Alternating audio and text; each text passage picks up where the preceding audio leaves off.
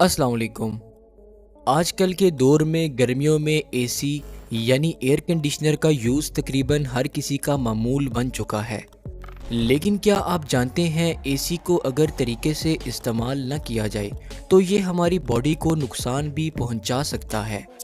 तो आइए जानते हैं कि कैसे एसी हमारे लिए हार्मफुल हो सकता है। Number 1, allergy and infection.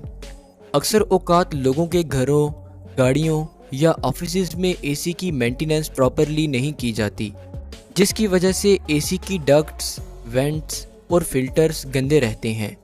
यानी कि एसी में बैक्टीरिया, एलर्जेंस और डस्ट वगैरह की एक्यूमुलेशन होती रहती है और जब एसी को चलाया जाता है तो ये डस्ट पार्टिकल्स, एलर्जेंस और बैक्टीरिया एसी से निकलकर हवा में शामिल होते रहते हैं, जिसकी वजह से हमें बैक्टीरियल इन्फेक्शन या एलर्जी होने के चांसेस रहते हैं। और बाज़ औक़ात इन पार्टिकल्स की मौजूदगी की वजह से एसी वेंट से स्मेल भी आती रहती है।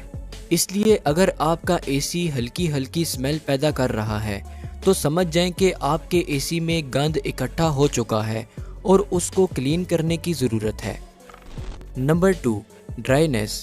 जब आप किसी गर्म रूम में कोई ठंडी कोल्ड ड्रिंक की बोतल रखते हैं तो उस बोतल पर छोटे छोटे वाटर ड्रॉपलेट्स इकट्ठे होना शुरू हो जाते हैं।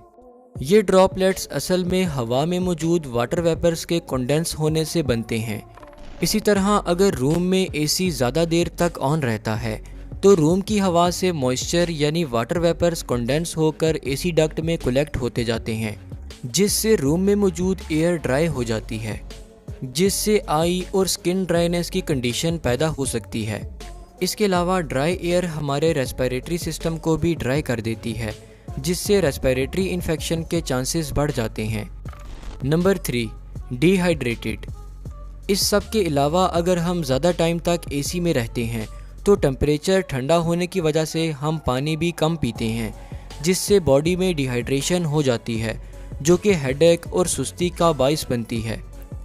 इसलिए हमें चाहिए कि एसी को यूज़ करते वक्त इस बात का ख्याल रखें कि एसी की मेंटेनेंस वक्त पर होती रहे। एसी को बहुत लो टेम्परेचर पर ना चलाएं और पानी का ज़्यादा इस्तेमाल करें, ताकि हम एसी के हार्मफुल इफ़ेक्ट्स से बचकर एसी की ठंडी हवा से लुत्फ़ अंदोज़ होते रहें। शुक्रिया।